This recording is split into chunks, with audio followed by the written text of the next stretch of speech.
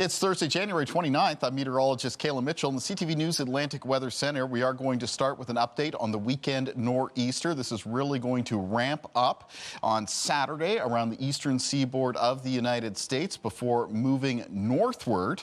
And at that point, it passes Cape Cod and moves towards a position out towards Sable Island into Monday. And that's sort of a benchmark position for the province of Nova Scotia to catch some of the heavier snow and the stronger winds from a storm system such as this. So it is that province at greatest risk of the heaviest of the snow, sort of a moderate risk at this point in time for eastern parts of Prince Edward Island, low risk for western parts of Prince Edward Island and southern areas of New Brunswick, and basically no risk when it comes to impacts from heavy snow and high wind to northern areas of New Brunswick. Let's talk about a couple of differences between this weather system and the past couple to impact us. The nature of the snow itself is unlikely to be complete powder or that overly wet and heavy snow, something in between, quote unquote, a standard snow.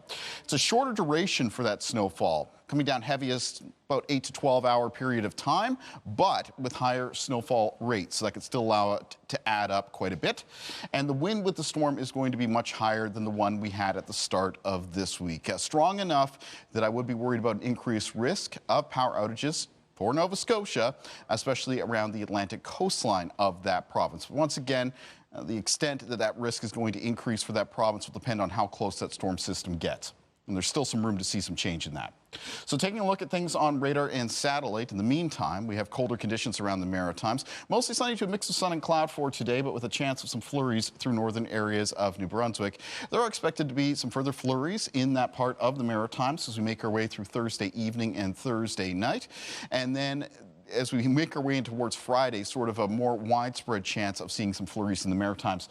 Temperatures are going to be cold once again for tonight in most cases, down into the minus teens, parts of coastal Nova Scotia with some lows between -8 and -11.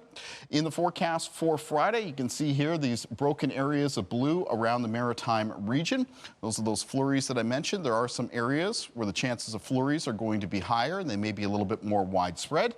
That does include, once again, northern areas of New Brunswick, the southwest of Nova Scotia, and Prince Edward Island. High temperatures on Friday around the region. On the colder side, a lot of them in the range around -6 to -10. Now in the flurries, in the forecast for both today, tonight, and tomorrow, in most cases, they look pretty light. Trace amounts maybe up to around a few centimeters locally.